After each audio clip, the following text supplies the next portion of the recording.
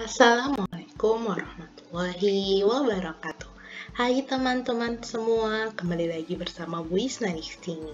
Kali ini kita akan belajar tematik 3A, subtema 3 di materi Bahasa Indonesia dan PPKN. Teman-teman, untuk yang Bahasa Indonesia, kita akan mempelajari tentang pertumbuhan dan perkembangbiakan hewan. Sebelumnya, untuk teman-teman yang di sekolahnya menggunakan buku dari Yudhistira, kakak bisa buka halaman 83 sampai 84 teks bacaannya. Kita akan cari tahu kosakata dan artinya. Untuk teman-teman yang tidak menggunakan buku dari Yudhistira, kakak bisa skip bagian ini dan bisa loncat ke bagian selanjutnya. Oke? Yang pertama adalah unggas. Arti dari unggas adalah hewan bersayap, berkaki dua, berparuh, dan berbulu yang mencakup segala jenis burung. Jadi unggas itu bukan cuma ayam teman-teman, tapi juga itik, lalu ada bebek, lalu ada burung, mungkin ada juga burung puyuh, dan sebagainya. Itu semuanya adalah unggas. Selanjutnya ada paruh. Paruh adalah moncong atau mulut pada unggas, itu disebutnya paruh. Di burung, ayam, itik, itu namanya paruh. Mulutnya itu teman-teman, yang untuk mematuk makanannya. Selanjutnya ada jengger. Nah, kalau jengger ini adalah daging yang tumbuh di kepala ayam. Biasanya lebih mencolok di kepala ayam jantan. Warnanya itu kemerahan di atas kepala gitu, teman-teman. Nah, itu disebutnya jengger. Selanjutnya adalah pial. Buat yang belum tahu, pial itu apa? Pial itu adalah cuping merah yang lembut pada dagu dan telinga ayam. Ya, warnanya juga merah. Kemerahan seperti jengger. Ya, cuman adanya di dagu dan di telinga. Kalau jengger kan di atas kepalanya. Selanjutnya adalah taji. Nah, taji ini adalah bagian yang keras dan runcing pada kaki ayam jantan. Jadi yang punya cuman ayam jantan aja yang runcing bentuknya di sekitar kaki itu. Oke. Next, kita akan membahas tentang jenis perkembangbiakan hewan. Perkembangbiakan hewan itu ada yang ovipar, ada yang vivipar. Kalau ovipar itu yang bertelur, sedangkan vivipar itu yang melahirkan, ya. Contoh dari hewan yang bertelur secara ovipar adalah ayam, burung, katak, ikan, buaya, dan lain-lain. Biasanya yang menggunakan perkembangbiakan ovipar atau bertelur ini ada di jenis-jenis unggas, lalu reptil, itu biasanya mereka bertelur. Oke. Selanjutnya untuk vivipar, yang melahirkan.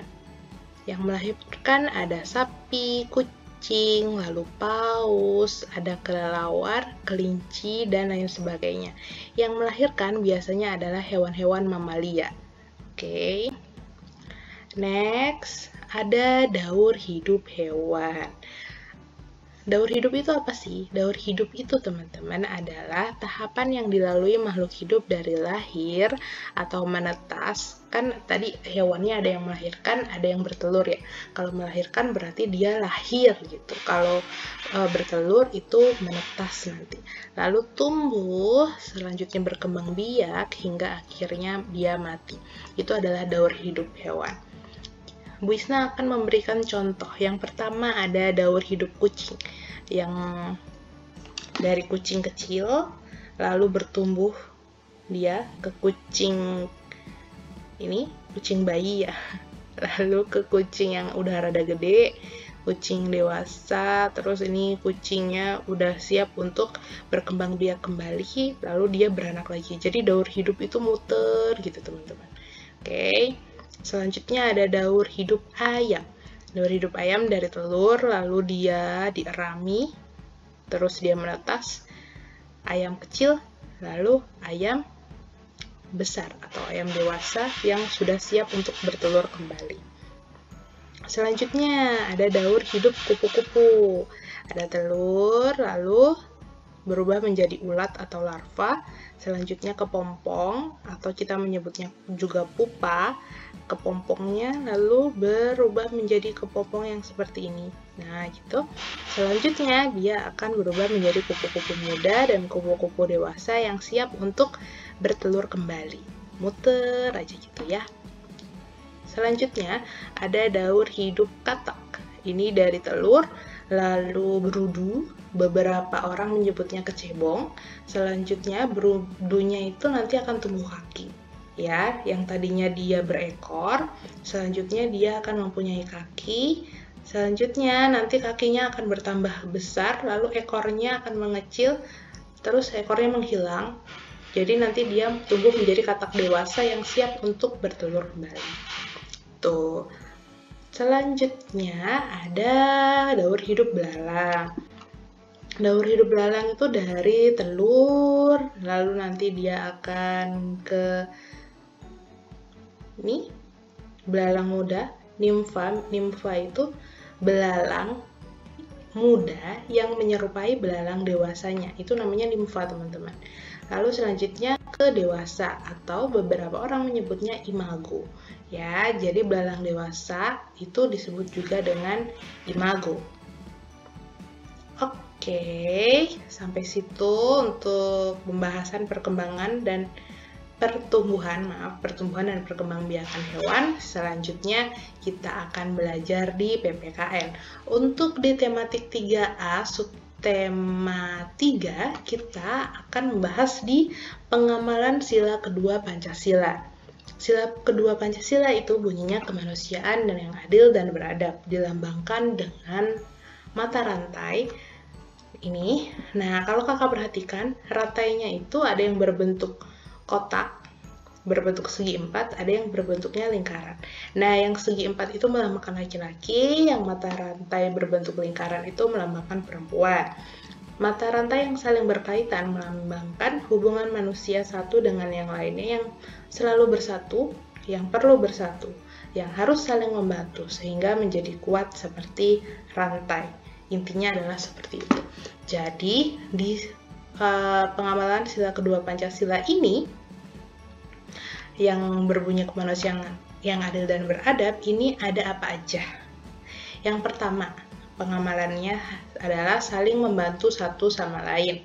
Oke, tidak peduli dia dari suku apa, warna kulitnya seperti apa, bahasanya dari mana gitu.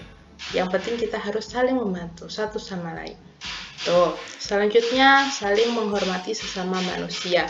Oke, tanpa memandang seperti yang tadi, tanpa memandang warna kulit, ras yang berbeda, bahasa yang berbeda, mungkin agamanya juga berbeda. Saling menghargai perbedaan. Memberi saran dengan kata dan cara yang sopan. Oke. Bagaimana sih cara untuk memberi saran dan tanggapan yang baik? Yaitu dengan menggunakan kata-kata yang sopan. Seperti sebaiknya, ada baiknya, lebih baik lagi, dan lain-lain. Saran yang baik juga disertai dengan alasan yang tepat. Jadi nggak cuma mengkritik aja, tapi dia nggak memberi solusi. Oke, itu nggak baik saran yang seperti itu. Bagaimana contohnya? Yuk, di sini Bu Isna akan memberikan contoh saran. Ada seorang siswa, namanya Rara. Rara kesulitan melakukan gerakan larva berjalan.